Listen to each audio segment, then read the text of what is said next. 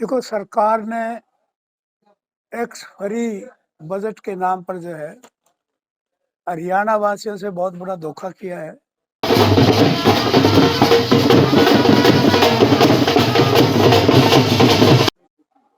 मलिक साहब, कल बजट पेश किया है हरियाणा सरकार ने और उस पे फिर चर्चा भी होनी है। तो इस जो सरकार ने बजट पेश किया वो आपकी नजर में किस तरह का?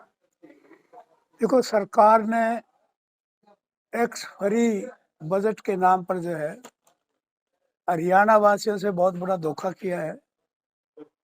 इस बजट में कोई ऐसा प्रोजेक्ट नहीं है जिससे हरियाणा के लोगों को फायदा हो। आज तो बजट में जो हरियाणा को समस्याएं हैं, जो बेरोजगारी का मुद्दा है, उसको खत्म करने के लिए, युवाओं को रोजगार देने के लिए कोई प्रोग्राम इस बजट में नहीं है। सबसे जरूरी मुद्दा युवाओं के रोजगार देने का है, जो इस बजट में कोई ऐसी लाइन नहीं दी गई जिससे ये प्रदेश के युवाओं को नौकरी मिल सके, काम मिल सके। दूसरा, इसमें जो विशेष तौर पर जितने भी, चाहे वह कृषि क्षेत्र है, चाहे वह होम डिपार्टमेंट है, लोगों की सुरक्षा की बात है, चाहे वो पब्लिक हेल्थ की बात हो, कोई भी विभाग जो इम्पोर्टेंट है, पीडब्ल्यूडी है, इनमें कोई बजट बढ़ाया नहीं, बजट घटा है। पिछले उससे बजट कंपैरेटिवली घटा है। कितना परसेंट? कहीं 0.3% है, कहीं 0.4% है। इस टाइप से पिछले बजट से इस साल बजट बढ़ा है।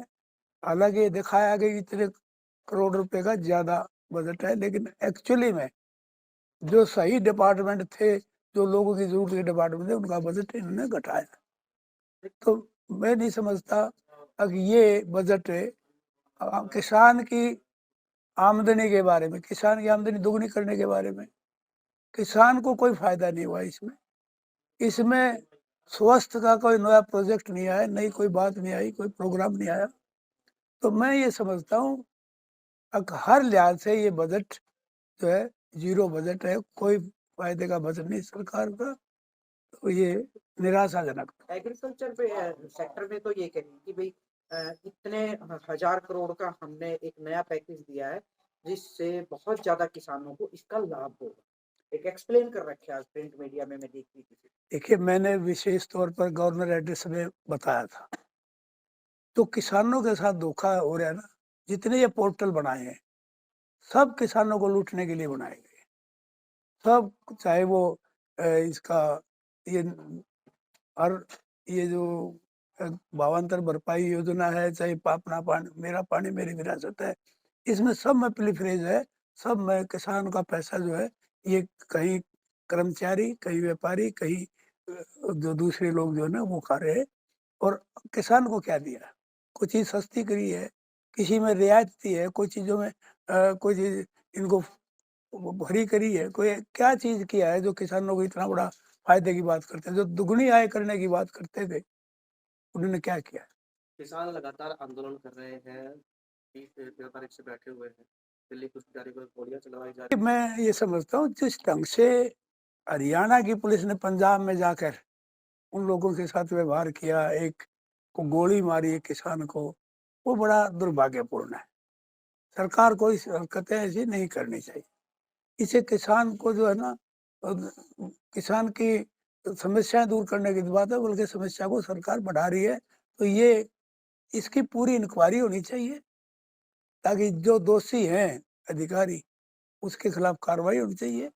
तो सारी इंक्वायरी इस सीबीआई। पूरे मामले में जो है किसान जो है मुआवजे की मांग कर रहे हैं कि पीड़ित परिवार को 1 करोड़ रुपया दिया जाए, अगर दोषी है के खिलाफ मामला दर्ज किया जाए। यदि उसका कसूर नहीं है और उसको गोली मारी गई है, तो उसको मुआवजा तो मिलना ही चाहिए। क्यों नहीं मिलना चाहिए? किसका कसूर है? तो ये तो कोई सरकार बिना कसूर किसी को मारती रहे, तो कोई एक्शन भी ना हो, तो ये तो गलत बात है। भूपेंद्र हुड्डा ने सवाल उठाए कृषि पर्ची को लेकर, काफी साबित करते हैं। किस पर? कहाँ? ये तो अब चल रही है खर्ची पर्ची। आप बताओ, करोड़ों रुपए एचपीएससी के दफ्तर में पकड़े जाते हैं, एसएस बोर्ड के दफ्तर में, एसएस कमीशन के दफ्तर में होते हैं धांधली। मेरे पास बड़े सबूत है इस बात के लिए। ये सारा जो है सिस्टम अब रोजगार कौशल निगम में धांधली नहीं है। या मेडिकल कॉलेज के बच्चों के साथ धांधली की गई, इनको नहीं लिया गया, इनके साथ ज्यादती की गई। 35 एक गांव के बच्चे लगते हैं रोजगार कौशल निगम में, उनके अधिकारी है क्या, IAS अधिकारी है क्या, उनके खिलाफ FIR दर्ज होते हैं, जेल में जाते हैं। ये क्या पारदर्शिता है? एक सवाल उठाया था आपने बहुत पहले, 100 करोड़ रुपया घोटाला भी सामने आ गया बाद में, उसको लेकर क्या कहना चाहते हैं? सौदे ये तो बहुत ज्यादा है, और लोग कई कई डिस्ट्रिक्टों में अंदर भी गए, और उसमें भी 56 के करीब जो है ना नौकरियां दी गई हैं। खर्ची पर्ची की बात करते हैं ना, ये 56 नौकरी उस विभाग में दी गई है, और जहाँ घोटाला हुआ कैथल डिस्ट्रिक्ट में, और सारी गलत दी गई, मतलब सारी तो नहीं, काफी जो है मेरिट को तोड़कर वैसी दी गई है। ये पर्ची खर्ची का मामला नहीं था, और क्या है, हर चीज में पर्ची खर्ची है इनकी तो। ये सिर्फ दिखावा कुछ करते हैं, असलियत कुछ होती है। ये तो वो आदमी है, अब घोटाले घोटाले के खिलाफ, हम भ्रष्टाचार के खिलाफ है, और जितना भ्रष्टाचार अब है, कोई ऐसा महकमा आप लोगों को तो पता है, मीडिया को पता है, जितना भ्रष्टाचार अब चला हुआ है इतना कभी भ्रष्टाचार नहीं हुआ था। बीजेपी के नेता लगातार हरियाणा में जनसभाएं कर रहे हैं और कह रहे हैं कि अब की बार 10 की 10 सीटें जो है वो जीतेगी। 400 पार का भी नारा जो है दिया जा रहा है। पिछली बार भी 75 का नारा था, कितनी आई? 40, और वो भी गड़बड़ करके। यदि पिछली बार ये नारा ना होता, अब भी ये नारा सिर्फ ये दिखाते लोगों को बेवकूफ बनाना चाहते हैं, 400 आएंगे, कोई 400 नहीं आने। हालात हरियाणा में भी खराब है इनके, तो ये कहते हैं ना 10 की, पिछली बार 10 की 10 आई थी, लेकिन हरियाणा में अब किनकी हालत खराब है। लेकिन भाजपा के इस तरह के बयान से कांग्रेस मानसिक दबाव में आ गई। नहीं, कोई दबाव दुखी नहीं हूं है, मैं लोगों से। नहीं कोई दबाव नहीं है। मैं बताता हूँ ना, जिस जिस दिन टिकट ठीक बट गई, और पिछली बार भी जो MLA के इलेक्शन थे स्टेट के, उसमें टिकट ठीक बट जाती तो उस टाइम भी कांग्रेस की सरकार थी। अब भी MP में टिकट ठीक बट गई तो कांग्रेस की मेजोरिटी आएगी यहाँ। तो टिकट तो आपकी पार्टी ने बांटी है ना। हाँ, तो अब मेरिट में बटेगी। पिछली आपका भी बार नाम आया हुआ है पिछली बार गलती होगी नहीं, सीटों के मैं बंटवारे I am not interested okay. बंटवारे में, मैं बांटने वाला थोड़ा हूँ। नहीं नहीं नहीं नहीं नहीं, मैं कह रही हूँ जैसे पैनल बनाया ना चर्चा ना है उसमें आपका नाम ना है। ना, मैं पहले पार्टी देती है तो वही लेकिन लड़ने का इच्छुक हूँ। जैसे काफी बड़े नेताओं ने अपने बेटों को भी आगे कर दिया है, तो क्या भी आप अपने बेटे को आगे कर रहे हैं राजनीति में? ये समय की बात है, समय बताएगा क्या। अच्छा, जिस तरह से जो दुष्यंत और दादा गौतम के बीच जो है विधानसभा में वही कि वो इस्तीफा दे, वो इस्तीफा दे, क्या क्या क्या मानते हैं इस तरह की ऐसा बयानबाजियां होना? ऐसा है, ये JJP पार्टी तो लगभग धरातल पर आ ही चुकी है। आप चाहे किसी को देख लो आप, वो नहीं है, बबली है, उसके अलावा रामनिवास है, नरवाने वाले, और भी बहुत साथी है, ये जोगीराम सिहागर, ये कई आदमी हैं, लेकिन वो इंटरेस्ट वो नहीं है। इनका समझौता टूट जाएगा तो इनका मामला ही खत्म हो जाएगा, उम्मीद है समझौता टूट जाएगा। समझौते की बात आई तो सच्चाई चल रही है कि हरियाणा में कांग्रेस की और आप पार्टी का समझौता हो सकता है। हाँ, पॉसिबिलिटी है, जैसे दिल्ली में आ गया है, पंजाब में हो गया है, इस तरह चंडीगढ़ का ये, उस उम्मीद है कि हो जाएगा आप पार्टी का।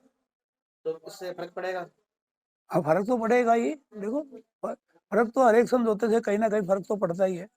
चुनाव को लेकर कितनी तैयार है कांग्रेस पार्टी? पूरी तैयारी है चुनाव को, इंतजार कर रही है कांग्रेस, कब चुनाव आए, कब कांग्रेस इसको BJP को बाहर करे। जैसे हरियाणा के लोग दुखी हैं, हरियाणा का तो जन जन दुखी है। लेकिन बिना हथियार के सेना को आगे किया जा रहा है, वही हाल कांग्रेस पार्टी का कि बगैर संगठन के कैसे लड़ाई हो? ऐसा है, संगठन तो पहले भी नहीं था, 31 सीट आई बगैर संगठन के आगे। आप अब लगातार इसी धोखे बगैर के सहारे चल रहे हैं कि जब भी नहीं बगैर नहीं, संगठन के तैयार है लोग, जो हुड्डा साहब ने काम करे ना 10 साल में, लोग उनको याद कर रहे हैं कि वही 10 साल में सिवाय इनके लोगों को परेशानी के और कुछ नहीं दिया इसने। लोग इसको चलता करेंगे, प्रॉपर्टी ID, फैमिली ID, इनको लेके लोग जो चक्कर काट रहे ना, इनका पता लगेगा अब। वैसे दादा गौतम जो है लगातार जो है सवाल उठा रहे हैं कि ये कमीशन जो मंत्री ले है ना, हाँ हाँ, कमीशन लेते हैं, क्या कहना चाहोगे विधानसभा वो में? क्यों वो क्यों उठा रहे हैं? दादा को तो मुख्यमंत्री खुद ये कहता है, यदि MP और MLA सिफारिश ना करें तो मैं भ्रष्टाचारियों के खिलाफ कार्रवाई करूंगा।